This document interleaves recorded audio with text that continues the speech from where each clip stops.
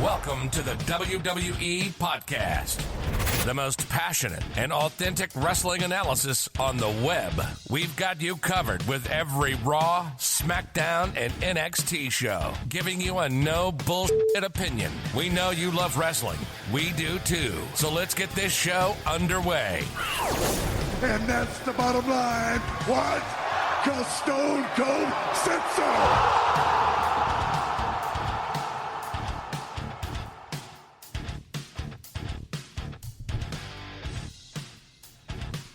All right, guys, welcome to the WWE Podcast for this Tuesday, August 4th, 2020.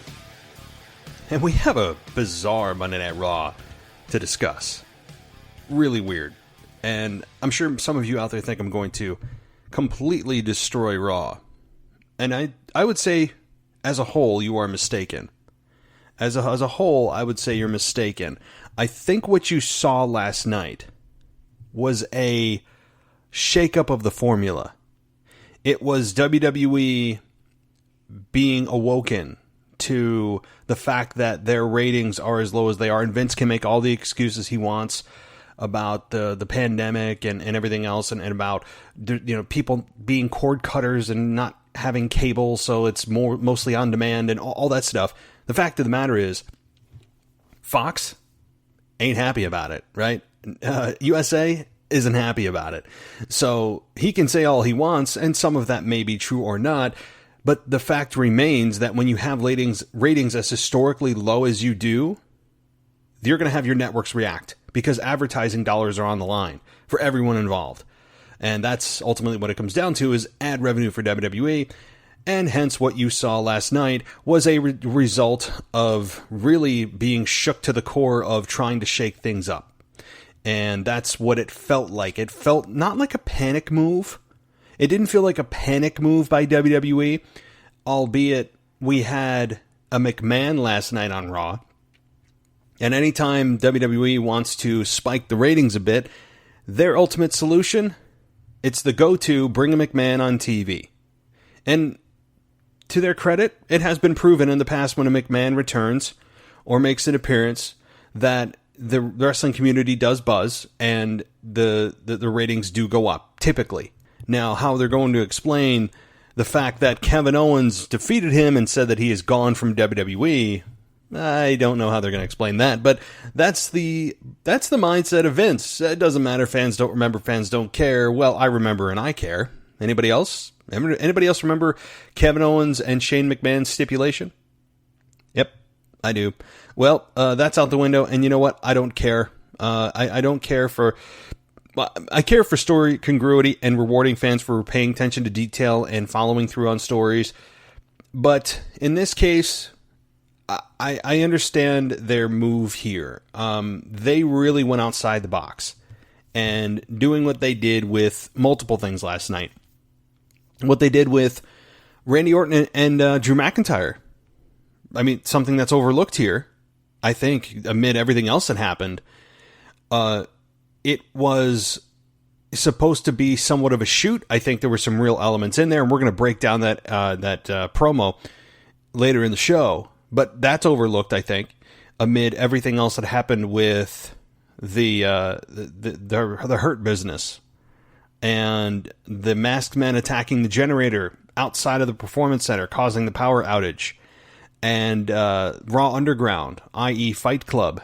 So this very much felt like a premiere of a season or a season finale, didn't it?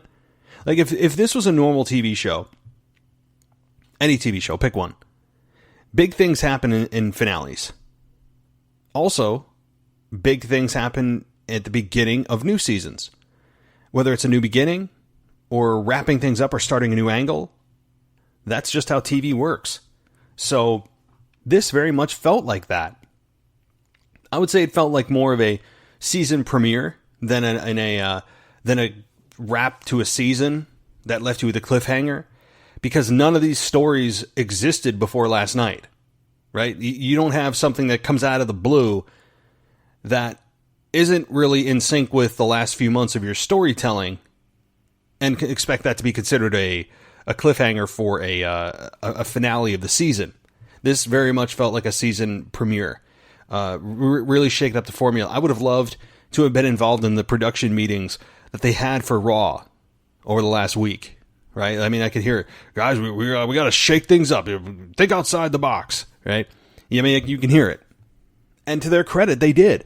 So I know many of you expected me to come on here tonight, or whenever you're listening to this, and just completely destroy WWE. I don't. I don't think, again, you could you phrase this as a panic move to just throw out 3 big angles and see what sticks? Yeah, I guess you could. But we really can't judge that based on one night of storytelling with these angles. Until they're fleshed out and we're able to see where they're going and if it actually worked, then we can judge whether or not this was a panic move of just doing big, shocking things in an episode of Raw to see if it spikes ratings, and we don't really know where we're going with it, but we're going to see what happens with the ratings, and we're going to see what happens with viewership, we're going to see what happens with social media reaction to gauge whether or not we're going to continue with this. And so it was just, again, it was a weird night. It was a weird night, just as the announcers put it. That's exactly what they phrased it as, and that's exactly what it was. Samoa Joe getting involved with Seth Rollins. Again. I thought for sure AOP was going to come back. Still wondering when they are. We have Dominick in a match at SummerSlam against Seth Rollins. We have a kid in a match against Seth Rollins. It's just weird. I mean, Angel Garza is continuing to swoon Charlie Caruso. I guess that's not weird, but it adds to the weirdness just because it's kind of strange on its own. We had Bianca Belair and Street Profits facing off against the Andrade, Angel Garza, and Zelina. And apparently Montez Ford was poisoned. Like, look at up and down. Everything was bizarre. So, I mean, now we're thinking about the Masked Men attacking the generator. We're thinking about probably Raw Underground is probably the number one thing that people are going to be talking about coming out of this because it's just so different. And Shane McMahon returning in kind of a weird way was very different. And certainly those would be the 2 big stories. The Hurt Business with MVP, Shelton Benjamin, and Bobby Lashley, who has had quite a fall from grace, let me tell you. For all those that thought that he was going to be maybe a SummerSlam main event with Drew McIntyre as a rematch or in a 3-way with Brock Lesnar, I said that would happen or thought that would. And we're being proven unfortunately wrong, that indeed WWE had no intention beyond their, Backlash? No, Money in the Bank match, that they would actually continue their program. And they didn't. And it's very disappointing that Lashley's in the position he is. I understand why Randy Orton's in the position he is. I believe he should win the championship at SummerSlam. But at the same time, it's kind of I think it's a lost opportunity with Lashley. I know that he's being featured now in this group, but boy, oh boy, I know I'm touching on a lot of topics because I honestly don't know where to start. There's so much to get into in this Raw that it's really hard to pick a single topic. So I'll go with one in a minute. In fact, in a minute, I'm going to start with that Raw Underground because it is the biggest thing probably coming out of Raw. I would say most people probably feel that way because it was just woven throughout the fabric of the show last night. We're going to get to that. But first, thank you guys for joining us here on the WWE Podcast. We are here 6 times a week, sometimes more. If it's a pay-per-view week, we're on 7 times a week. And it's really a joy to have you guys on the show and listening. I do have some voicemail to get to tonight. And if you want to also send a voicemail to us, you can do so by either emailing us at realwwepodcast@gmail.com, or you can send us a voicemail. Just call this number. It's not manned. I always say this. People think it's going to be weird. I pick up the phone and it's awkward. No, nobody listens to this number. It doesn't ring to my phone. It doesn't forward to anybody's phone. It'll ring a normal amount of time and then it'll pick up to voicemail. And that's where you just leave your number you leave your comment, suggestion, anything to us at 518-952-0247. That's 518-952-0247. So That is where you leave your voicemail, and we're going to get to one in just a moment as well. Maybe I'll break up the show. I'll talk about the Raw Underground, and then I'll go to a voicemail, and we'll move on with the rest of Raw. But also, while we're on the topic, hit up the website at wwepodcast.com. And if you're interested in contributing to this show, meaning you want your own show, your own show, how about that? You can send me an email at realwwepodcast@gmail.com or get in touch with me on Instagram at wwe_podcast and let me know you're interested and why. I mean, I'd prefer that you have previous audio experience, a passion for wrestling, and at least a high-quality microphone. Those seem to be the bare minimums that I'd recommend and prefer. And I know I've gotten interest from several of you. So thank you to everybody who's gotten back to me with their interest. I really do appreciate it. And we'll be getting to making a decision on what show it's going to be, who's selected in the coming days, maybe week or two. We're trying to narrow it down and see. So, all right, let's talk about Raw Underground. Let's talk about it. First impressions. First of all, I'm interested to hear what your impressions are. I can't because I'm listening to silence. But I want to know what they are. If you email me or even leave a voicemail, what did you think of Raw Underground? At first, I said, oh my God, right? I said, here we go with some corny, play fighting, cheesy, pre-produced version of some kind of spar fighting, right? I mean, and it did kind of have that flair, even throughout the Raw presentation. It kind of had that little bit of cheese to it. Not in a way that's like, Money in the Bank, ladder match, or swamp fight, or any of that stuff. But it had that, really? So you're telling me that there's these girls that are hired to dance on stage. And I know the look they were going for, a very kind of hole-in-the-wall place, a smoky, foggy room. Somebody got it. It looked very familiar from like a movie, and I can't put my finger on what movie this was pulled from, or TV show. I can't, but they did a good job of mimicking some movie. I don't know what it was. Fight Club, I don't know. But it was very well done in its presentation. Yes, the foggy lights were good. The background music really helped. At first I said to myself, oh God, like, where's this music coming from? And the camera angles, how is this happening? How is this being sanctioned by WWE? How's it going to look? Are they just going to play fight? And it was done well. And from a presentation standpoint, I do. I think it was done pretty darn well. As good as they could have done with something like this. We had people up in like the scaffolding watching. It felt like Def Jam Vendetta. Maybe it was like a video game throwback or something. It's some mix of things that I've seen before in movies, TV shows, and video games that they all threw together in one thing. So I think they did as good as they could have done with something like this from a presentation standpoint. I really believe that.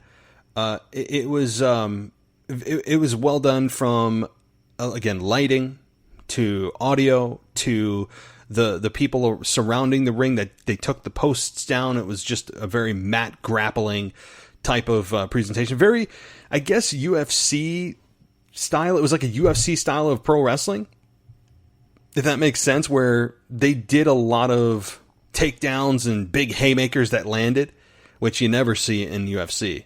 Never. I mean, in UFC, you just don't land haymakers like they did in WWE here. I mean, it just doesn't happen. So they went with a very ground and pound type of fighting style. And to be honest, that's really all they can do with this fighting style. Because you can't spar like you would spar in an octagon standing toe-to-toe. It's very double-leg. Now, correct me if I'm wrong. Now, here's where I kind of turn on this thing a little bit. So, pluses. Let me recap. Presentation. I'll get to Shane in a minute because I'm not sure how to feel about him. The fans around the ring, or the trainees around the ring, or local talent, whoever they were around the ring with no posts. Good. Very good. The music actually helped. The camera angles. I normally bitch about the camera angles. I kind of like them. I did. I kind of liked them because it made it feel like really like a fight, kind of like a cinematic, but a live cinematic fight. It was intriguing, at least. That was good. Kind of a dusty old warehouse or basement that people just go to fight, right? So that's the good. Now let me kind of turn on this thing, as I said. Here comes a little bit of like, what the hell's going on? Shane McMahon, number one. Again, storyline wise, he shouldn't be here, but we all just throw that out to the pasture because storylines don't matter, consequences don't matter, and consequences of losing a match don't matter. So there's that. Shane hosting this, I mean, it's a McMahon on TV. Again, they spike ratings. So McMahon on TV, I'm fine. We haven't seen Shane in 6 months, maybe more. So he's back. It's not like he was sucking the air out of the TV when he was on SmackDown incessantly.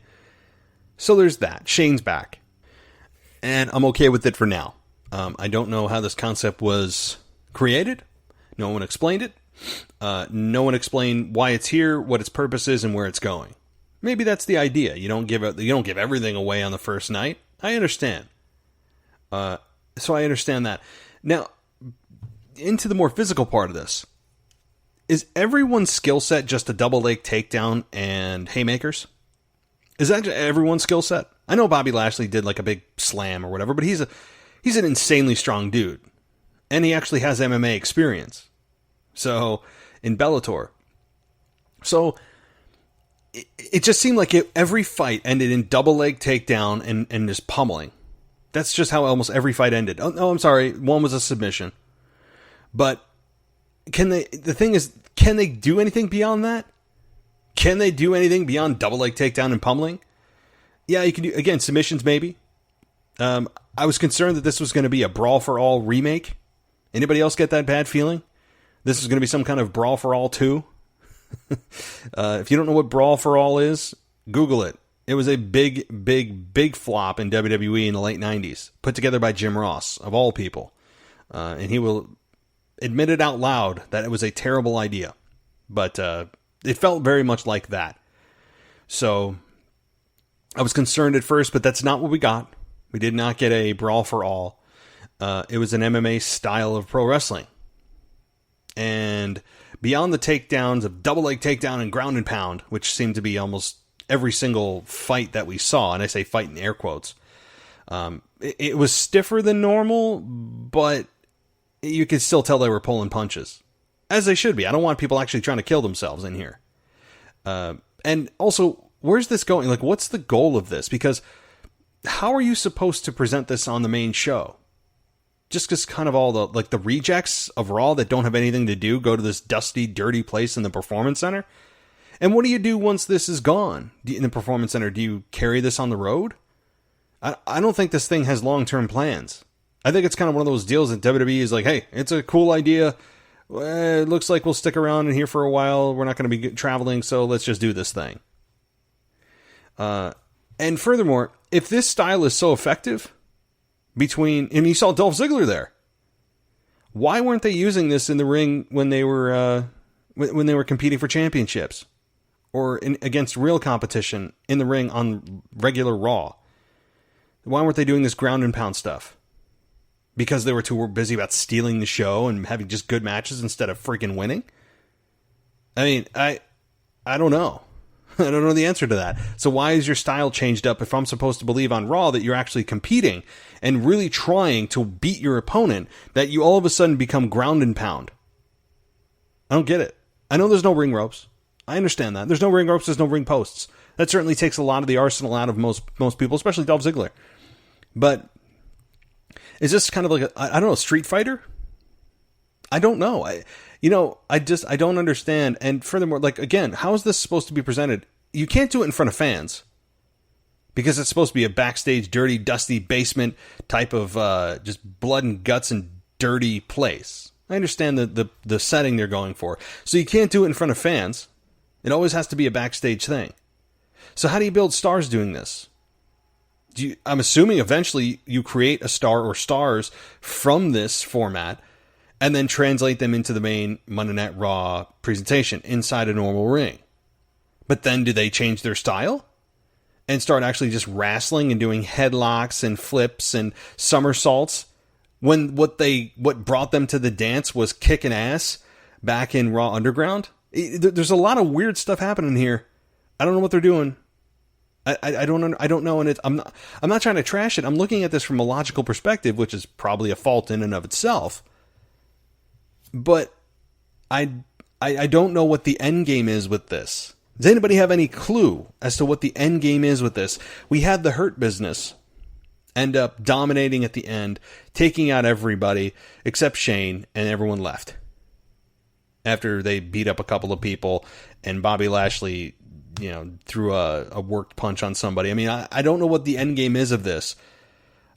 I'm interested right now because it's the shiny new toy that WWE has. Everyone's talking about it. Everyone's got an opinion about it. So I'm here for it, and I'm interested in seeing it.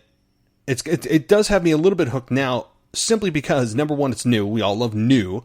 Until that that gum that you put in your mouth, that new stick of gum, starts to taste stale after chewing it for a while, we all enjoy it. So that's where we're at right now. We all are in it's a new piece of gum. It's a new flavor of gum. Let's chew it and see how long we can take it before we spit it out. So that's where we're at. Number one, it's new. Number two, it's a new format. Never seen something like this before. And like number three, what's the end game? What's the goal? I don't know how much they're investing in this. Does it have anything to do with anything that's of value, or is it just one of those kind of let's just change it up and see what the ratings do, but we don't have an end game for it, and once we go back on the road, this thing dies? I don't know. Probably all questions that I guarantee they can't answer. I guarantee it. So let me know what you guys think. Very, very interesting and perplexing presentation. That you heard some of my good, you heard some of my bad, you heard some of my uncertainty. It's hard to give a complete, full, straightforward opinion on something when I've seen it for one night. But there it is. That's the best I can do right now. All right. Well, before we go any further, and after this, I'm going to get into Drew McIntyre and Randy Orton's promo, get a little audio from that. Very interested to get into that audio. I'll let you guys hear that with me. And then Seth Rollins and Dominick. We're going to get into Montez Ford being poisoned, which, good God, I mean, I really don't have much good to say about that, okay? And you're going to want to stay tuned for my thoughts on that, because apparently no one even pays attention to, never went to like science class in middle school. I mean, like, never. Like, so we'll get to that and a ton more. So, all right, so we're going to play that voicemail and then get into more of Monday Night Raw right after this. Stay right there. The WWE podcast will return after this quick break. Hey guys, so the NFL season is right around the corner. And what better way to get yourself ready for the season than to check out clips on YouTube? Well, that's why you should check out Highlight Fanatics. It's a brand new YouTube channel dedicated to giving you some highlight entertainment. So what exactly are these highlights? Well, how about NFL's biggest hits? Tom Brady's 6 rings, NFL social distancing, and the NFL's biggest wide open drops. So check out Highlight Fanatics on YouTube and get yourself ready for the NFL season. Guys, this is going to be one of those YouTube channels that takes off. So get in early. Check out Highlight Fanatics on YouTube today. Hey, so do you guys have a craving for learning? Do you feel like maybe you're a little stagnant and falling behind in your business or your career? Do you feel like maybe that extra knowledge will be able to put you ahead of the competition? Then check out onyx.global. ONYX.global. This is not an online course, right? This is a personal curriculum customized to what you need to know. The really cool thing about this is that you can choose any topic that you want to learn more about. These aren't just a pre-selected amount of topics that you have to choose from. So head over to the website, onyx.global, ONYX.global, and there's a short video that when you go there and you click on the Academy at the top, it'll play a video for you that is extremely engaging. And what I'm going to do here is just let you listen to the audio from it. And I'd really encourage you to go to onyx.global now to check out more information. These guys are just getting off the ground, and this is going to be huge, guys. I'm telling you. So take a listen and check them out. What is the Onyx Learner Academy? It's the next century digital experience that gives you the tools you need to learn any topic on your own, any field, any profession, any passion. Become an expert in your field on your time. This is not an online course. This is a digital revolution that uses strategic thinking to help you develop self-determined learning skills that last your whole life. We teach you how to learn on your own. Through a groundbreaking 9-step process, you'll be guided through your own personal learning journey. What that journey is and where it takes you is completely up to you. Our content is divided into distinct, easily digestible sections that progressively bring you toward learning mastery. That's right, you can start becoming a master in any field today. And with interactive graphics, videos, and robust informational content, you'll be well on your way to building your talent stack and achieving your dreams. Are you ready for life's journey? Enroll in the Onyx Learner Academy today and face tomorrow with confidence. Welcome back to the WWE Podcast. Let's get back to more great wrestling audio.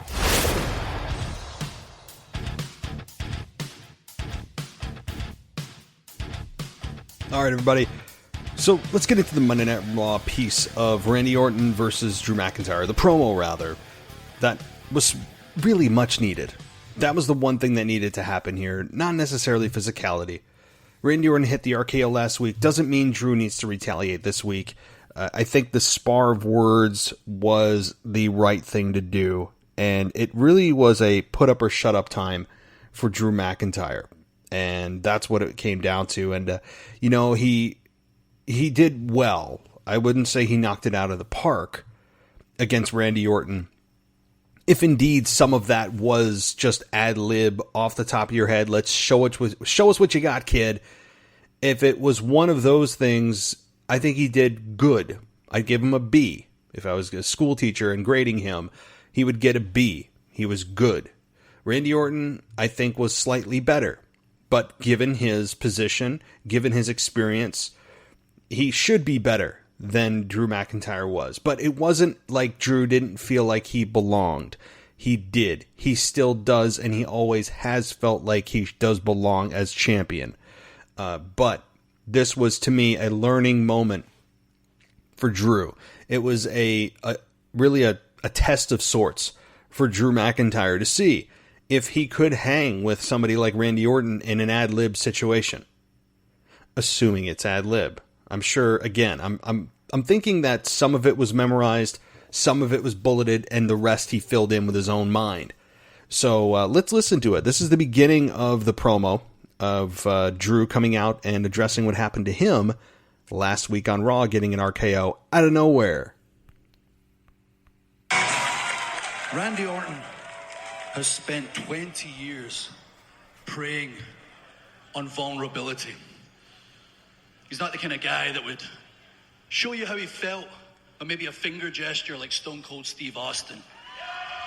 He's not the kind of guy that would rip off his elbow pad, throw it in the second row, drop the people's elbow like The Rock. Now, according to Randy last week, he's way better than those guys. He's the kind of man that would wait till you're finished an Extreme Rules match, slither in the back door, and hit you with an RKO out of nowhere. You know what? That's on me. You warned me, Randy.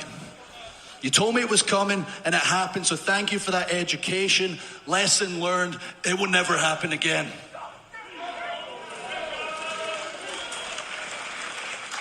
Now, Randy, I know how motivated you are right now. You're just as motivated to take my WWE title as I am to keep it. The similarities, they don't end there, do they? Once upon a time, at one time or another, Vince McMahon himself looked at us right in the eye and told us we were the chosen one. We were the future of this industry. All right, so I'm going to pause it right there before we go on here. Again, Drew feels like a champion. He feels like he belongs. You listen to him here addressing that, yeah, you got me last week.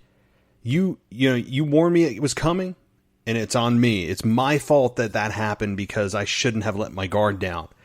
Even though everyone at home knew it was coming too the whole night, Drew didn't, and said it won't happen again. And then starts to get into the past year. We start to see a story form of Randy Orton and how this whole thing came about, and maybe their history that we didn't know about before. And as you just heard, Vince saying that you guys are the future of this company. So let's continue on and see what else Drew has to say, and then we'll get to Randy's response, which was, to me, scalding. Yeah, things didn't quite go to plan. I think Edge said it best. This wasn't your plan A. I don't know if it was your plan B or your plan C or plan D, to be honest. You didn't lie awake in Scotland as a kid, a country of 5 million people, thinking about how you were going to make it to the WWE, to be the first one for your country to ever do it, to grow up having everybody calling you crazy for dreaming so big, giving everything you could, sacrificing everything, and finally pulling it off. Did you, Randy? It was handed to you. I don't resent you for it. No. I do find it interesting, though, when you brag about some of your accolades. Your early accolades I'm talking about. You know, the ones that were fed to you on a silver spoon because your dad is Cowboy Bob Orton. All right, so that was Drew's, again, there's a little more to it, but I don't want to have this whole podcast be a recording of Raw. Drew addressing Orton that this wasn't his plan A. And again, he did take that from Edge. Edge said this first, and saying that it feels like this is not the place you want to be, that this was kind of your backup to a backup to a backup to want to be here. And you're not like me. I took the road of sacrificing everything I could to get here. You were spoon-fed it because of who your dad is. I mean, we've seen this before. We've heard this before from Edge. So it's kind of felt like a little bit too much of a rehash of Edge. So I take some points off there, albeit good points. They aren't your points. And Orton gets into that too in a minute.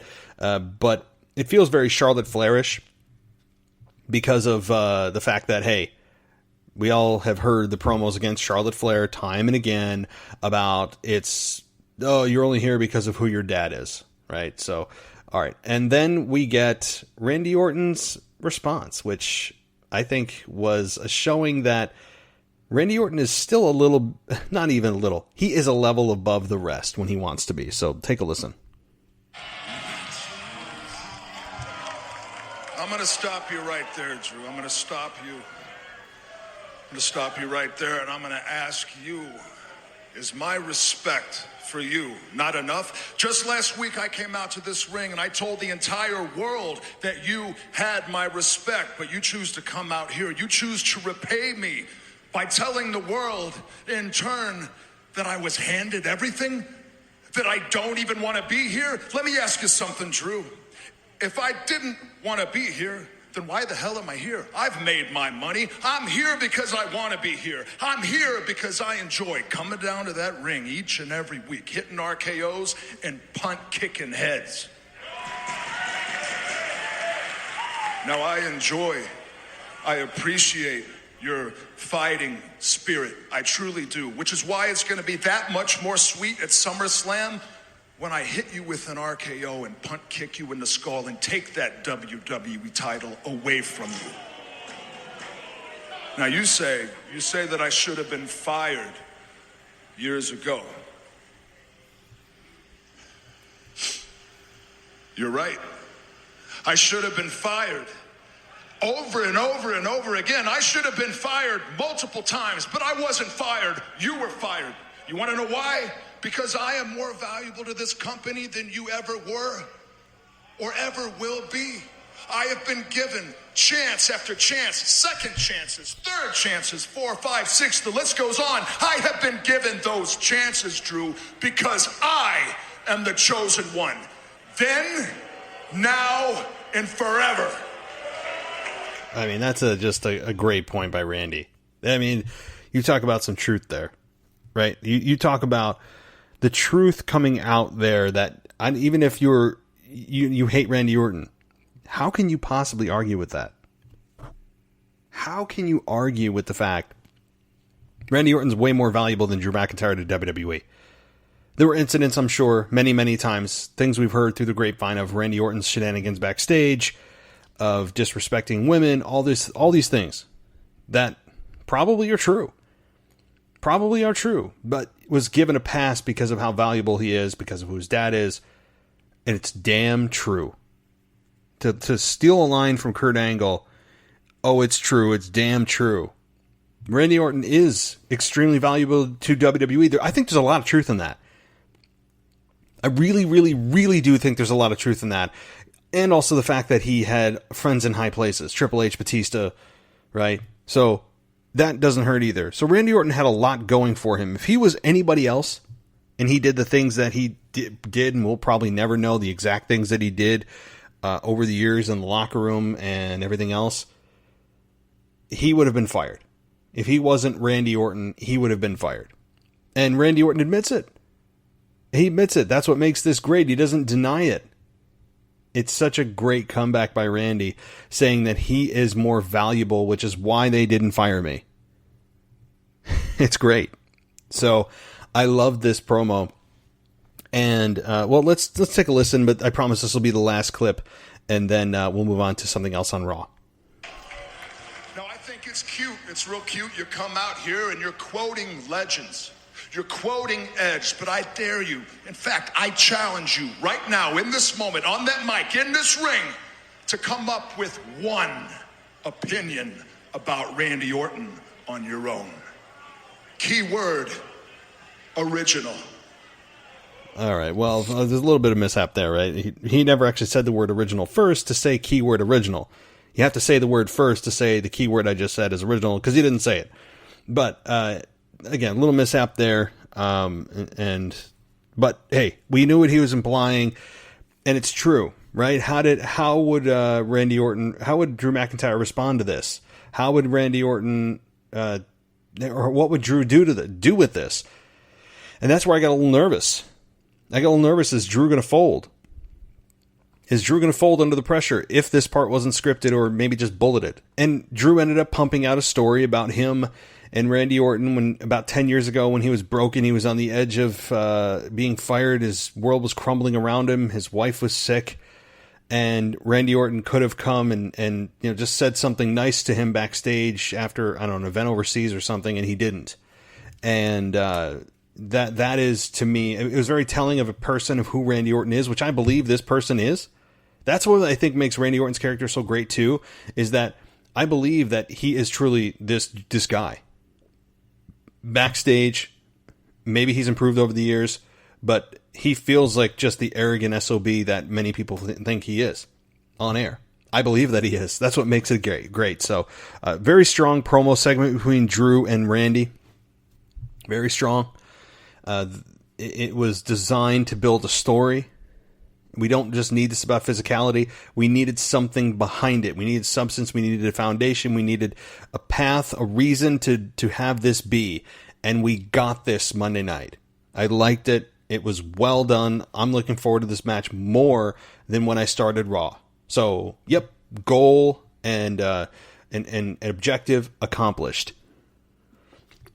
All right, so let's move on here to something else on Monday night. The Hurt Business. The Hurt Business was also woven throughout the show. And it consists of Shelton Benjamin, MVP, and Bobby Lashley. And I'm fine with them together. I really am. I have no problem with them together. Some people may say, oh, there goes WWE, putting all the same people with the same ethnic people, the same race in the same group. But it works. This group works. I don't think it's them necessarily putting all of the same colored people, skin-colored people together. This is, again, a very, very sensitive subject because WWE doesn't exactly have the greatest track record when it comes to presenting and treating their African-American stars in the right way and all that kind of thing. I get it. I understand. So this could be them just, by coincidence, throwing these three together. I don't know. I'm not going to get into that piece of it, but yes, I noticed. So I like this group together. It certainly gives Shelton Benjamin something to do. I mean, beyond chasing the silly 24/7 championship that means, less than his career does right now. It gives, again, it's something for him to do. And now we have MVP chasing the United States Championship, of which he lost to Apollo Crews clean. Yeah, there was some flickering of the lights, but we all know how easily people are distracted inside the ring. And MVP, it feels so weird. It feels so weird that Bobby Lashley's the afterthought in this group. How is that possible? That's the only problem I have with this group. MVP, brilliant on the mic. Shelton Benjamin, great. Great to see him being relevant again and getting TV time. But how the hell is Bobby Lashley sitting around? And how is he an afterthought in this group? It doesn't make sense. Maybe they have bigger plans for him in Underground. I don't know. I'm not sure. But it's weird. And having him throughout the show was nice. I think WWE has quickly realized how valuable MVP is on the mic. He's just so good. Yeah, he stutters or flubbers every once in a while. He did on Monday Night too, a little bit. But in general, he is just a wizard on the microphone, and he makes you believe. So MVP has certainly resurrected his career to a level that I never thought he'd get it to. To me, he surpassed where he was before he left WWE. That's saying something. Because MVP, he was a fairly big-time player before he left. I remember he faced Matt Hardy a few times. That's really the only thing I remember. But if you look at his accolades, he was in the semi-mains at times, but never the guy, of course, never. So I think right now he has surpassed his previous run in WWE. So that being said, they dominated the Underground Fight Club, whatever it is, to close out Monday Night Raw. We were left seeing them as the lasting images of Raw. Fine. I mean, I'm very curious to see where this goes. There are apparently no rules in this thing. Maybe Bobby Lashley will break out of the leader as the leader of this group, but right now MVP feels like the leader and Bobby Lashley's like his heavy. And it's weird to see that. Okay, moving on to the Masked Men attacking the Generator at SmackDown, at Raw. At first, I didn't even know that was the Generator. I had to do a double take. They threw fireworks at it or something. Molotov cocktails. Now, I really, really try not to get into politics on this show unless it's warranted, unless it somehow bleeds into the WWE product. WWE, Vince can't be blind to see what's happening in the world over the last 2 months now. Month and a half. I mean, you just can't. With all the riots and things going on. Actually, that happened, Memorial Day? Wow. Okay, so, 2 months. And we saw pictures of people throwing Molotov cocktails that had masks on. I don't know. I mean, it looked very much... it looked eerily similar, when it didn't have to be, to what we've seen on the news over the last 2 months of people rioting and looting and burning stuff down and throwing Molotov cocktails. So I don't know if that was something that Vince thought about. I don't know. It was a little bit head scratching. I've seen this before on Fox or wherever you get your news, CNN. I mean, I'm not going to get into biases of news outlets, but I don't know. Did anyone else think that when you looked at that? You're thinking to yourself, really, Molotov cocktails? What is this? It just seemed it hit a little too close to home in reality of what's actually going on in the world, the way that they did it. But it's a wrestling angle, so fine. I'm not offended by it. I'm just thinking, wow, they actually did that. Which messed with power in the building. We don't know what their mission is. We don't know who they are. And that's fine. We have less information than we'd like, but that keeps us coming back. It's a hook. I'm very interested to see the ratings from this week and then next week. I want to know what that is, to see if these 3 angles did anything for ratings. I'm sure it's got people talking on social media. That's the whole goal. That's the whole goal of all these things, is to have people throw their opinions out there to raise awareness and basically give free advertising for Raw. That's what this all does. That's what I'm doing right now on this podcast. Although I love talking about it, it still gives WWE promotion. And I'm fine with it. I'm all for supporting all wrestling promotions. But this angle, I don't know where it's going, who it is, what it is, or what it's about. They just seem to want to take down the system. If that's what it is, If it's a group that wants to take down the system, which is what the rumors I've heard, that wants to dismantle the way WWE has done things, you can't tell me that's not a microcosm of what's happening in the world today. And I'm just going to state the facts. I'm not going to give opinions. But the Black Lives Matter movement, one of their goals is to tear down the existing system of America. I'm going to save my opinions on that for another time and another day, maybe another total different show. But that's the fact. They're trying to tear down the system because they feel it's unjust and biased and all racist and all that, right? So you take that logic and you apply to WWE's storyline with this, with these masked men. And if that is indeed their goal, you can't tell me that's not a microcosm or a mirroring of that exact thing that's happening in the world today.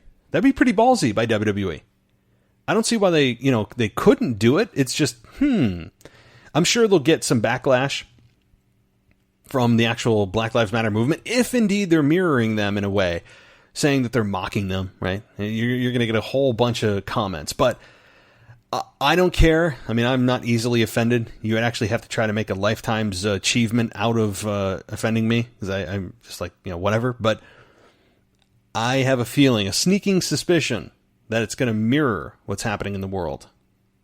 Not on a Muhammad Hassan level, where he was actually taken off TV because of angles they did that were super controversial.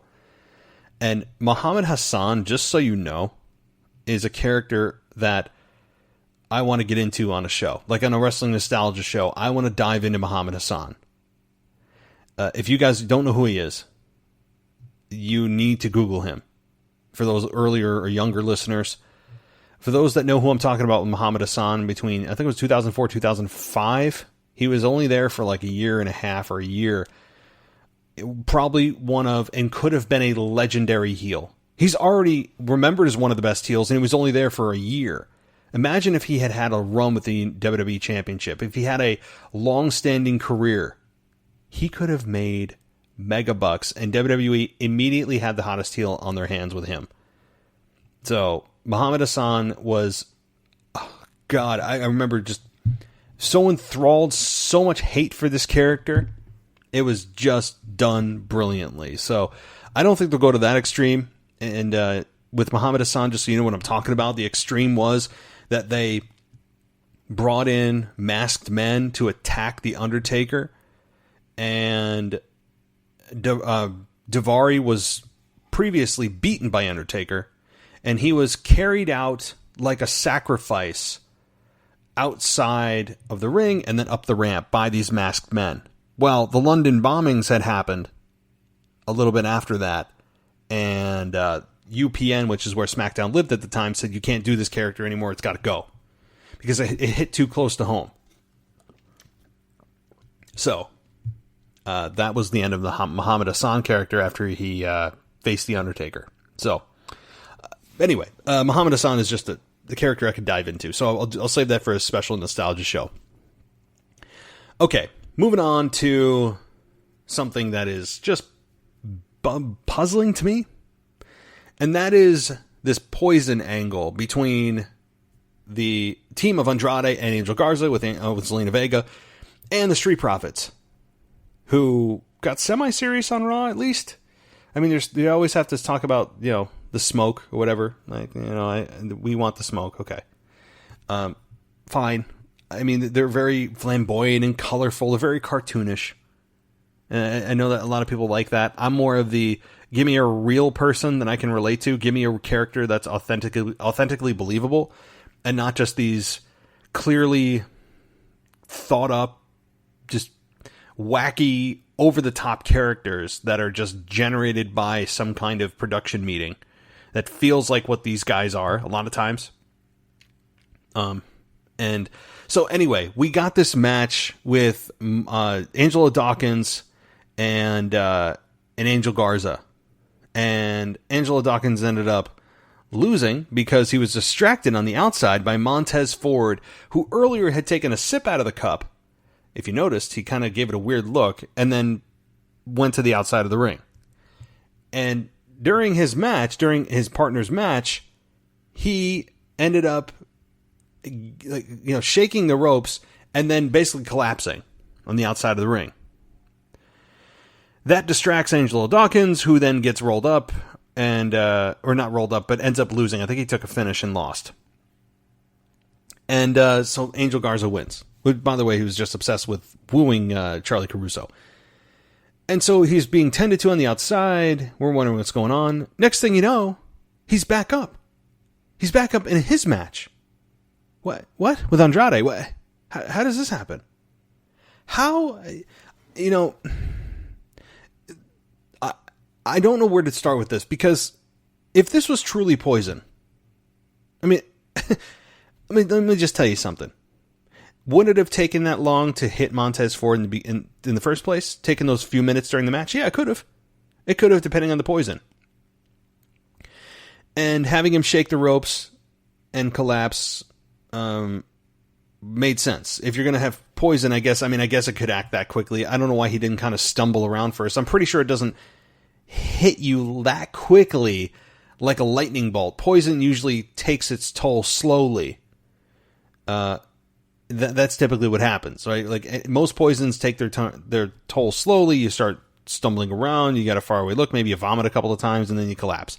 In this case, it was like Montez Ford got struck by lightning and then just dropped. It was not a good sell. But what made it more confusing is suddenly the poison went away, and he was able to have a match like nothing happened. Until he shook the ropes again, like the ropes were electrified. Right? He looked like the ropes were electrified. He did his little, Ultimate Warrior shaking of the ropes and collapsed again.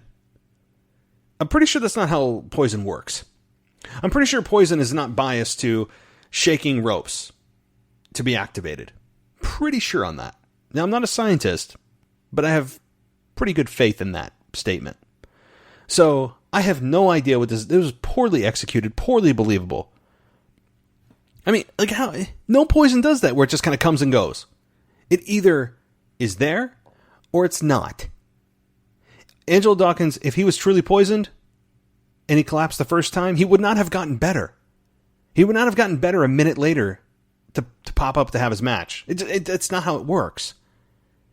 I don't know. It was bizarre. And then at the backside of this angle, he's in the trainer's room, and Angelo Dawkins comes out, and then we have Montez Ford's wife come out, and Bianca Belair go all ghetto on Zelina Vega, right? And getting her face, accusing her of poisoning him.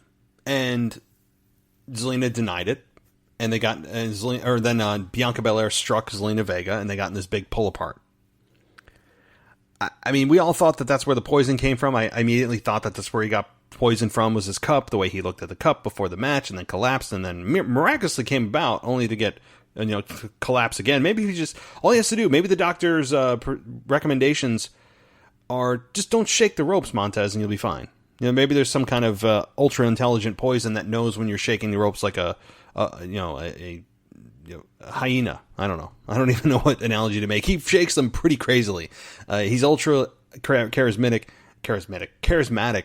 and he is the star of that team. And I'm looking forward to what Montez Ford does in a singles role at some point.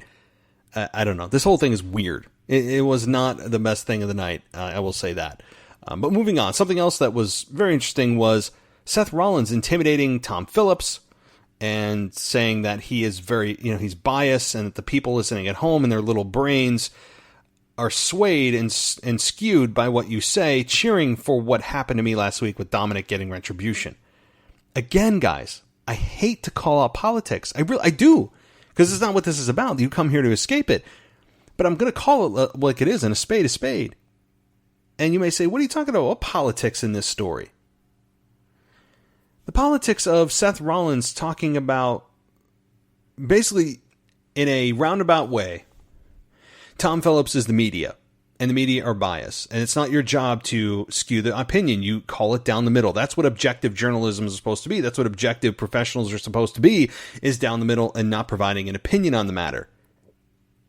And what do we hear constantly in the news? If you're into politics or watch the news even casually, you know the bias that certain news media outlets have. It's rampant right now. This isn't just a nuanced news story. This is all over the damn place. Again, somebody really went to town on the politics of the world and really injected them into storylines this week. And so it was just interesting. And Seth almost beat up Tom, except we had Samoa Joe stand up to both Murphy and Seth, almost getting in a fight with them until we had Dominick make the save for Samoa Joe, which is kind of weird to say. But Dominick came in and was able to get the upper hand on both Rollins and on Murphy. And we had Samoa Joe just sit back down. I like how Samoa Joe actually grows a set. He transforms from kind of this little announcer minion that says whatever comes through his headset from Vince into the Samoan machine that I know he is when he gets in a real confrontation. This is the second time he's gotten into an altercation with Seth and his group. If you remember, the first time was with AOP. Joe ended up paying for it. And now we get it again with Murphy and himself. But I love Seth Rollins' pace in his promos. You see how slowly he spoke, how intentionally he spoke to Tom Phillips. This kind of like silent anger, which is to me the scariest kind of anger. And it was just so well done. And telling Murphy to take him as if he's going to just, kidnap him. It's just all well done. I mean, I'm loving this Seth Rollins. He's getting better by the week. And yeah, he accepted Dominick's challenge to a match at SummerSlam. That should be interesting. From what I see from Dominick, he doesn't look super polished, but he doesn't look awful. And I don't think they would ever put him inside the ring with somebody that is a risk of injuring himself and or his opponents. So, we also had Eric and Ivar in this Raw Underground. I don't know. And how long has this been going on? There's just so many questions I have. Just very, very interesting. It was I don't know. I'm going to try to not pass judgment because it's only 1 week. Okay. We also got Shayna Baszler and Sasha Banks in a no contest after Bayley interferes. Well, how is this a no contest? This is weird. They just stopped the match with no determination. How is it not a disqualification or a count out? It just stops? That made no sense. So clearly they are saving Shayna Baszler versus Sasha Banks for SummerSlam, of which we kind of got confirmation of that, as we got Sasha volunteering Bayley for telling Shayna, if you can beat Bayley, you earn your opportunity at me.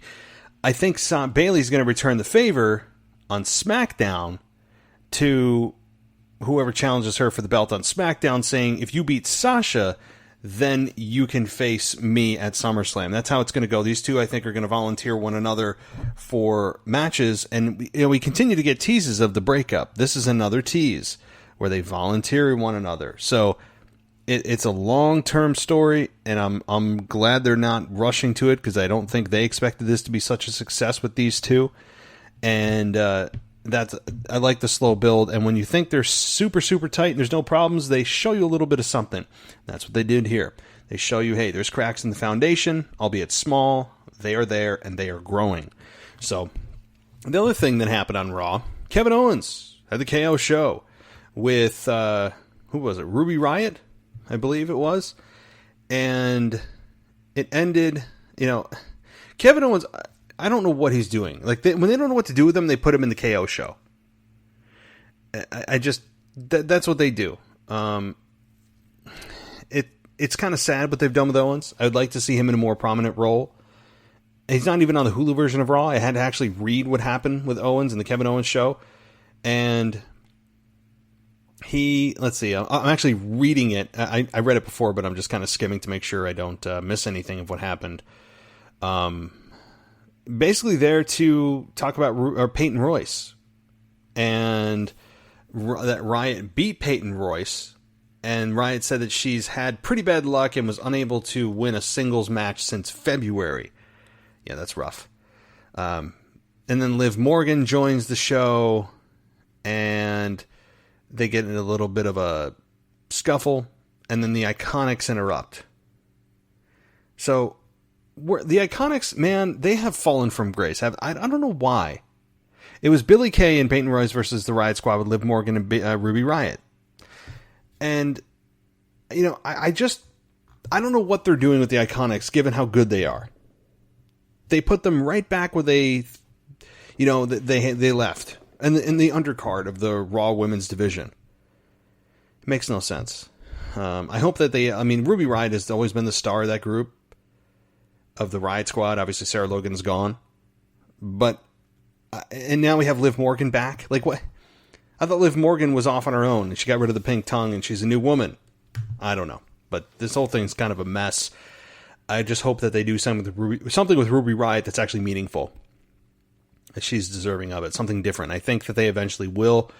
They're just kind of grooming her, giving her some experience, letting fans see who she is, what she is. And it's just I think it's going to be a long journey for Ruby Riott. And maybe in 2021, we see her challenge for the Raw Women's Championship. I'm not saying she's going to win it, but I'd say she challenges for it. At least gets in the conversation, especially as depth grows thinner and in the Raw Women's Division, and we really run out of matchups to make. I think Ruby Riott will benefit from that as we head into the spring of next year. I think it's probably going to be that long. Maybe late this year, but I doubt it. Okay. What's the other thing that happened here? We had Nia Jax gets suspended. Boy, this is not a great segment. After putting her hands on a backstage producer, Pat Buck, she stood in the center of the ring with the former wrestler and denounced the idea of an apology. Instead, she challenged Buck to a match. She bullied him and refused to take no for an answer. And then Buck suspended Jax without pay, and then headbutted Buck to the mat and kicked him out of the ring. Her frustration and anger boiling over. Why was she brought back to just be written off? Like, why would you bring Nia Jax back to just have her be written off again? Maybe that WWE is finally saying, hey, you need to figure out your in-ring ability so you don't injure more stars. Maybe that's what this is. I'm not sure.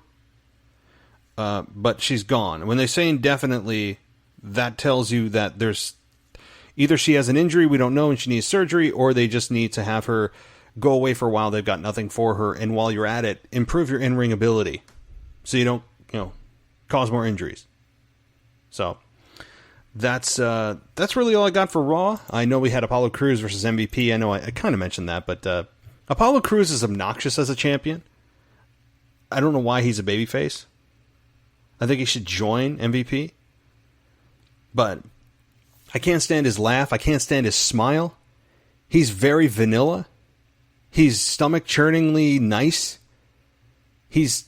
I do not like Apollo Crews' character at all. Have never liked it. Because we don't know a whole lot about him other than, okay, he's athletic. Yeah, that's wonderful. So is everyone else on the roster. So there's a quality that, great, you possess, but everyone else does too. And we never do anything about him other than, he's got a great smile. So we would incessantly smile, because, I'm a good guy. That's what babyfaces do. They smile all the time. And he would do that. And then he's very obnoxious on the mic. His laugh is extremely ear-piercing. I do not like it. I don't know how this guy's a babyface. I just don't. He's athletic. Great. I just don't like him as a guy I'm supposed to cheer for. So, just my thoughts.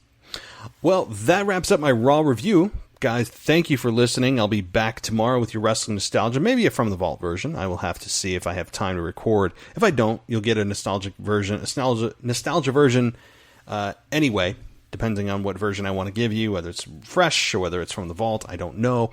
But you will have audio tomorrow. And then, of course, Thursday is your AEW and NXT reviews from your hosts that I have so wonderfully brought upon our team of Zach Smith covering NXT. And we have our HSP guys of Brian and Jeff covering their AEW counterparts. So very interesting. I love both of our teams here. They've done very, very well, and great to have them on board. So outside of that, guys, head on over to the website if you want to see more content. Look at our latest columns. We just put one up the other day from our newest contributor, so check that out. And also hit us up on Apple Podcasts. Give us a subscription and a review if you want to help us in the ratings. That really does help us out. So, alrighty, well, that's enough for me. Hope you guys enjoy the rest of your day, and I will talk to you soon. Hey, so do you guys have a craving for learning? Do you feel like maybe you're a little stagnant and falling behind in your business or your career? Do you feel like maybe that extra knowledge will be able to put you ahead of the competition? Then check out onyx.global. ONYX.global. This is not an online course, right? This is a personal curriculum customized to what you need to know. The really cool thing about this is that you can choose any topic that you want to learn more about. These aren't just a pre-selected amount of topics that you have to choose from. So head over to the website, onyx.global, ONYX.global, and there's a short video that when you go there and you click on the Academy at the top, it'll play a video for you that is extremely engaging. And what I'm going to do here is just let you listen to the audio from it. And I'd really encourage you to go to onyx.global now to check out more information. These guys are just getting off the ground, and this is going to be huge, guys. I'm telling you. So take a listen and check them out. What is the Onyx Learner Academy? It's the next century digital experience that gives you the tools you need to learn any topic on your own, any field, any profession, any passion. Become an expert in your field on your time. This is not an online course. This is a digital revolution that uses strategic thinking to help you develop self-determined learning skills that last your whole life. We teach you how to learn on your own. Through a groundbreaking 9-step process, you'll be guided through your own personal learning journey. What that journey is and where it takes you is completely up to you. Our content is divided into distinct, easily digestible sections that progressively bring you toward learning mastery. That's right, you can start becoming a master in any field today. And with interactive graphics, videos, and robust informational content, you'll be well on your way to building your talent stack and achieving your dreams. Are you ready for life's journey? Enroll in the Onyx Learner Academy today and face tomorrow with confidence.